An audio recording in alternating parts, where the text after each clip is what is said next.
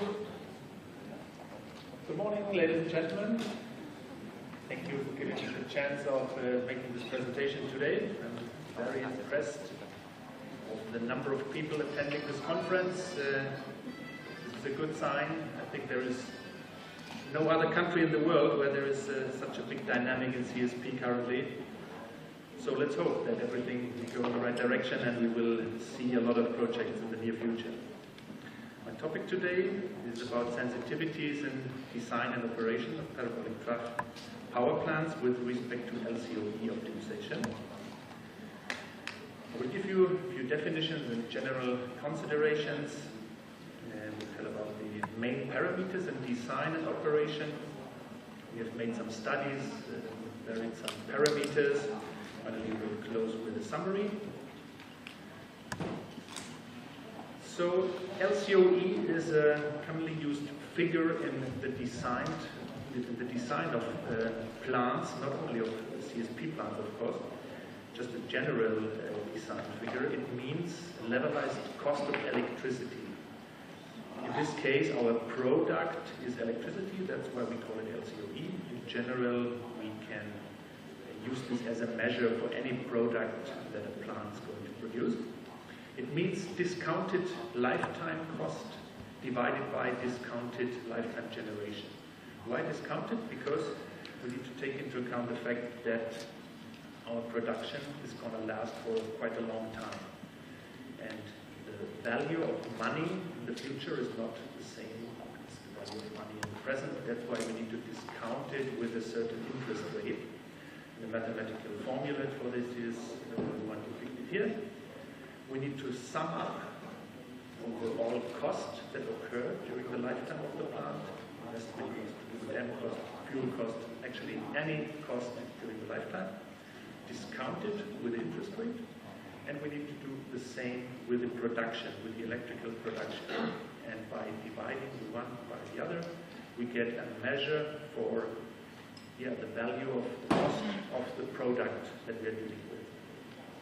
What we need to take into account is that if we want to compare two figures of LCOE, the battery limits need to be the same. Otherwise, the figures are not comparable. There are several levels that we need to consider, or we can consider, taking into account the meaningfulness of LCOE. For instance, on a component level, such a consideration does not make so much sense because a pump or a heat exchanger, it's not a system, it doesn't produce anything to be measured. The first system that makes sense is maybe a subsystem. For instance, solar field, the HDF system, the TES system. Such a subsystem can apply for LCOE considerations. The next higher level would be the plant, consisting of many subsystems and under the responsibility of the EPC contractor. The next higher level, the site, where the owner is responsible, and so it goes up and up and up. Finally, over area, country, finally the overall system, the last system, the whole Earth. So on each level, there is a different responsible entity, responsible party. In this case, on the component level, we are talking of suppliers. As I said, not so meaningful to talk about LCOE here. On the subsystem level, it becomes more meaningful, taking into account that, for instance, a solar field consists of many, many components. We can make a battery limit around the solar field. We can say, yeah, well, there is a subcontractor responsible for this subunit, and the same for HDF system, TES, power block. The next higher level is the plant level, where there's usually an EPC contractor that takes over the responsibility for this system and needs to integrate all these subsystems into one plant. The next higher level is the owner. He even needs a bigger brain because he needs to integrate not only the EPC, but also the O&M, the substation issues, with the off-taker, fuel supply, whatever. So there are many things the owner has to think of. And if he wants to optimize his plant, he needs to really pay attention that he takes into account all the necessary interactions, all the things between that happen between these subsystems. I was trying to visualize this by this graph. In the inner area, we have the subsystem solar field, HDF system T as power block. Then we need an EPC contractor that is going to put everything together and optimize everything. The next level of responsibility is the owner. He has even a bigger battery limit, and so on. Finally, the utility. Finally, the government that needs to care for a whole country. And, yeah, as a last battery limit, the whole Earth and the interactions between countries and so on. However, LCOE has limits. It's not a measure that is useful for everything. We have a complex situation. We have technology effects, country effects, site effects. That's why we usually talk of a range of LCOE, not of a precise fixed value. There are some weak points. LCOE philosophy implicitly assumes that there is a uniform product cost over the time, which is not the case. We have markets where electricity has a higher value during evening time. So it's a wrong assumption that the electricity has always the same value. This needs to be taken into account by the model. In its simplest form, it does not take into account transmission and distribution costs that occur if you introduce renewable energy. That is a consequence. And yeah, you need to take into account, if you want to model everything properly, you need to have a very detailed model taking into account all the effects that occur. That is a difficult task. It even gets more difficult, complicated, when we step from system cost to societal cost. We all know that burning fossil fuels and generating electricity by fossil energy has consequences, negative consequences. There are healthcare costs, increased natural disaster cost. There's even reduced life expectancy for people, and the ecosystem suffering from damage. These are issues that can hardly be quantified simply by cost. I mean, all engineers and all commercialists should be aware of this fact that not everything can be explained or examined just by cost. There are horrible figures published by IRENA in the latest report about the cost of power generation. Millions of people are affected negative, even are dying as a consequence of using fossil fuels, and these are issues that at least the government has to take into account when choosing the right policy, the right technology for a country with respect to energy supply and energy provision. Usually, we can express these issues, as I said, in a range of LCOE. You can see here at the top the LCOE range in a comparison for solar photovoltaic, for wind onshore, in relation to the fossil cost that are represented here. What we can see is that PV almost has reached grid parity, which is already the case for wind onshore. To the left, we can see this is a graph without taking into account the additional implementation cost for renewables. And to the right, these costs are included in both two scenarios, in a low and in a high scenario.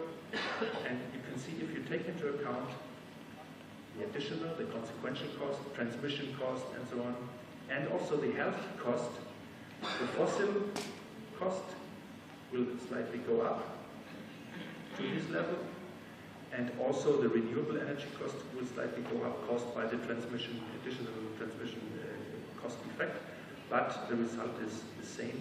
Renewables are on their way to be really competitive with fossil-fired power plants, with fossil LCOEs. So, coming to the main parameters in design and operation of power plants. This is a sensitivity diagram showing the profitability of a plant expressed by the IRR, the internal rate of return. So if we want to vary one parameter, we can look at this curve and get an answer how does the other parameter change? For instance, so we can see that the net production, the red line, is very sensitive parameter. If we're going to vary it, the IRR is affected a lot. The same is true for OPEX and CAPEX. The dependency is lower for the low interest rate and for the fuel cost. So we should focus on production efficiency and also on CAPEX, but this has limits. I will explain this later on. This just is the base case for the diagram, just that both things fit together. No need to explain further. It's not applicable for China, these figures. It's just the basis for the figures. So what we have done, we have varied several parameters, DNI, evaluation period, ramp-up characteristics, availability, the TES, thermal energy storage, size, and the aperture, and also the equipment efficiency and availability, just to show the effect on the LCOE. So the results of the parameter variation are the following. For instance, if we look at the DNI, we start at I always have depicted here relative figures just to show the general sensitivities. So if we go up with the DNI, let's say start at 700 to, let's say, more than 2,000, we realize that by increasing DNI with a factor of 3, production will increase by a factor of 6, and this sensitivity is even more visible in the case of molten salt parabolic trough, this is the red line, than in synthetic oil parabolic trough, which is the blue line. In this curve you can see the geographical effect.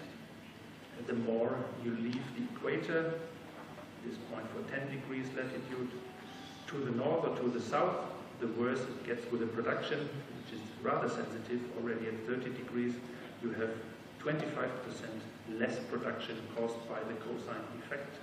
You have an optical system, and therefore this effect occurs that the production goes down.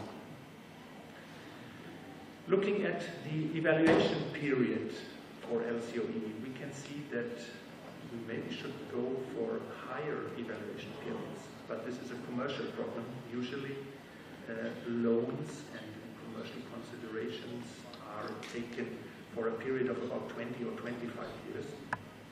This curve, where we have the LCOE in this curve and the IRR in this corresponding curves, is already also answering us why it is so difficult to implement solar thermal energy in the process technology. In the process technology, the expectations for amortization are very high. They are talking of a few years only, 3, 5, 7 years, but not of 15 or 20 years. The disadvantage of the solar systems is that you have a high investment that you need to pay back in a certain time, and you need to give yourself some time to do so. You cannot meet the short-time expectations of some industry sectors.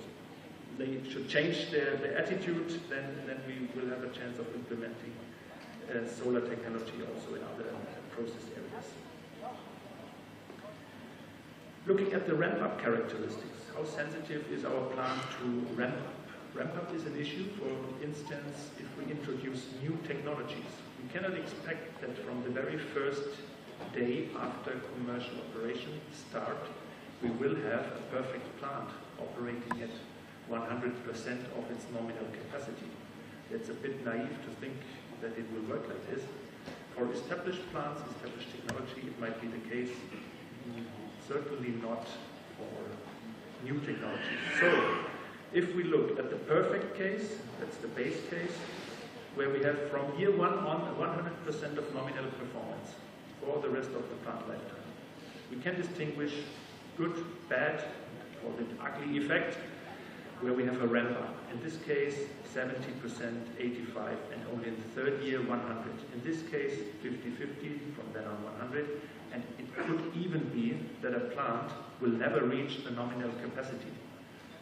It can be rejected then, but there are cases where it's on the limit just before rejection, and the owner maybe would have to live with a plant that is just performing 95% of its nominal value. And the effect is that the LCOE goes up, of course, and in the worst case, in the ugly case, we have 25% more LCOE or less rate of return than originally assumed, which is quite a catastrophic case for the owner. So we can see ramp up is an issue, even in the good or in the bad case here. There is an effect on LCOE, not to be underestimated. That's why you need an experienced team on site and experienced team members in the whole project to make sure that the ramp up is going smoothly.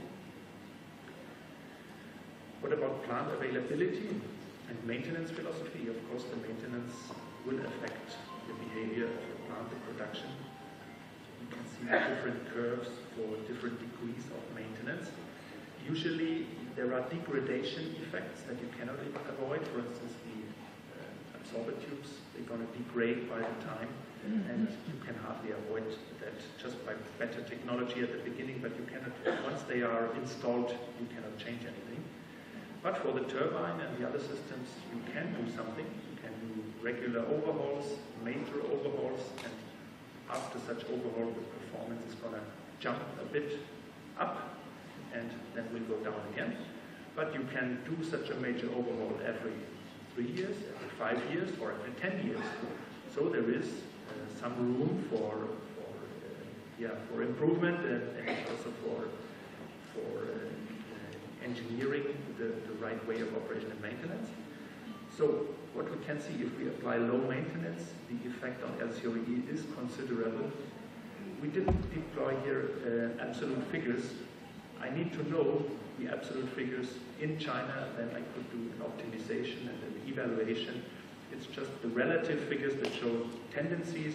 If you want to know the absolute figures, what does it bring to make good maintenance, high efforts, then we need to know the figures here, the actual cost of manpower in China.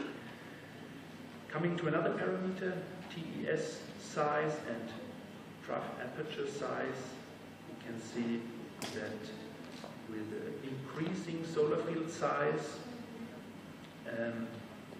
we reach a certain minimum in LCOE. The red curve, we don't have any storage. This leads to quite small solar field size. The other two curves are showing a minimum at a certain solar field area. So this is the reason for designing a CSP plant with a storage of, let's say, 10 or 15 hours. We're looking for the LCOE minimum usually, and what we can say, the bigger the storage, the bigger also the solar field, but there is a minimum, but it's rather flat. So if you have the optimum here or here, it's not very sensitive actually to the size. As long as you are not here, you can save some money, you can have a better, more economical plant by going to higher solar field, to bigger solar fields, but it's not very sensitive. If you go here or here, it doesn't matter so much. Equipment efficiency and availability is also an issue. You might consider in your design, what shall I do? Buy a turbine that is rather expensive with a high performance, or save some money, buy a cheaper turbine that has a lower efficiency. How to balance this? How to make a techno-economical approach and optimization? The same is true for HDF system, TES system. What about the redundancy that you apply? If you need 100% pump capacity, will you buy 2 times 50%, 1 times 100, 3 times 100, whatever? What you need to take into account is a loss in availability and a loss in efficiency can have dramatic consequences. For instance, the first example, the turbine efficiency is going to drop 1 percentage point from 42.29 to 41.29. If we leave the rest, HDF system availability, TES system availability, we leave the same, then we end up at 2% higher LCOE. just by this 1% turbine efficiency. If, for any reason, the HTF system availability goes down, let's say from 98 to 90, which is not dramatically, at the same time, we believe to save cost, the system costs go down to 80 instead of 100, and the same for the TES system, so we have 90% availability, not 98, and it's going to cost just 80%. However, this cost reduction does not bring you anything because the LCOE figure goes up to 109%. So you have 9% higher LCOE or 9% less rate of return because of a loss of availability. So it's not true that you have saved money. Finally, you have wasted money by implementing a system with a low availability. And just the case 4, if you ask yourself, what is the value of 1% of turbine efficiency?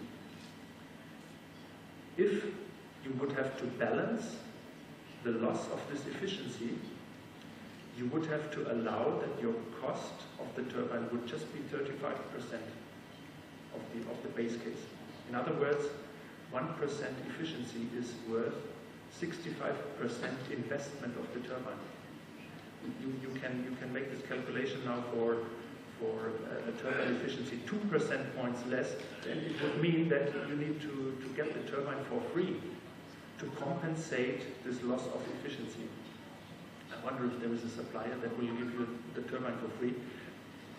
My message is, look at the consequences for LCOE. Don't just look at cheap components, but look at the consequences for your system, and not just at the figure of saving costs, presumably, that turn out to be higher cost later on. So in these cases, in these three cases, immediately we have a 10% higher LCOE just because of low availability. So summarizing, LCOE is the preferred parameter for designing complex systems, also for complex plants like CSP plants, but not only here, of course. Applying this LCOE method requires a detailed physical and commercial modeling of the system. A simplified static formula can no longer be applied. The dynamic of the system over the whole period needs to be examined and needs to be taken into account. The choice of the battery limits is essential for receiving meaningful results. If you are an owner, you need to take into account not only your EPC price, but also your O&M price, your interaction with the grid operator, and further things. If you are an EPC contractor, you need to take into account all your subsystems, your subcontractors, so you need to have quite a big brain to take into account all of the effects here. If we move from system cost to societal cost, it even gets more difficult, and LCOE considerations alone are not applicable any longer. The efficiency and the availability of the CSP plants are essential for achieving a high return, rate of return, the predicted one fixed in the business plan, and short-term savings can become long-term cost if you do this optimization wrong. And therefore, any design and any change shall be done with care and farsightedness. You need to have a good model and a good techno-economical optimization strategy to make the right decisions. This would be all from my side. Thank you very much for your attention, and please feel free to ask any questions you like. 谢谢张老师先生的精彩分享，这个演讲我感觉还是非常的专业。然后关于他的这个演讲主题或者其他的相关问题，台下有嘉宾有问题吗？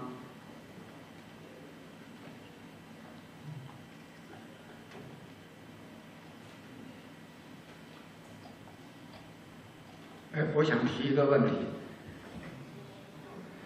这个你们考虑过在这个太阳岛采用强化传热技术来提高热效率吗？或者你们有过这样的试验？ Sorry, I didn't get the first part of the question. It's always the translation is sometimes a bit late. Could you maybe start once more? 我就想是问一些这样一个问题，就是在太阳岛我们采用强化传输技术来提高效率，你们有过这样的实验或者是数据吗？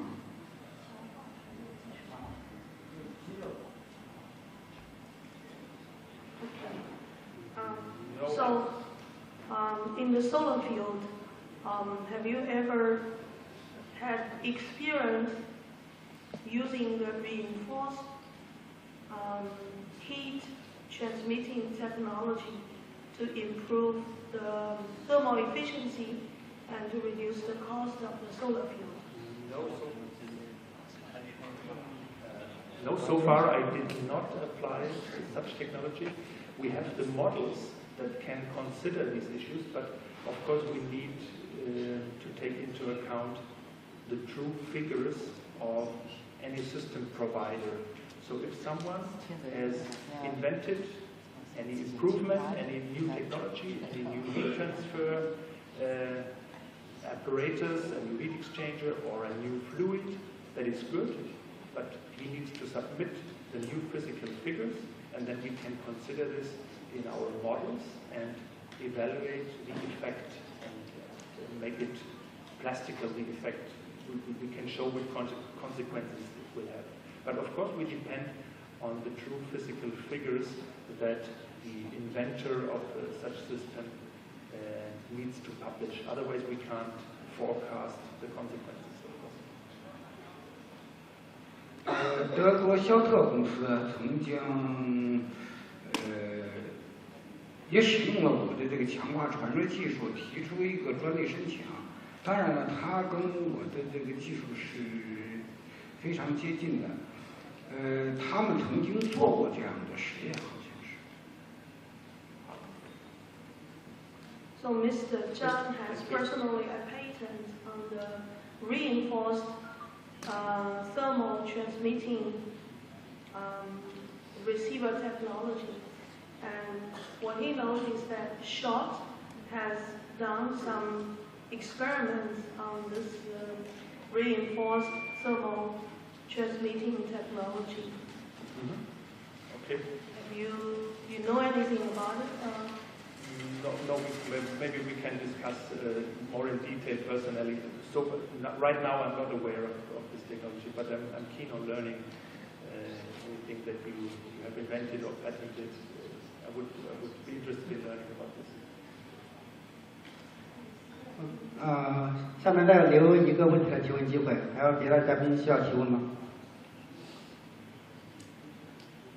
如果没有的话，我们再次感谢汤马斯先生的一个分享谢谢。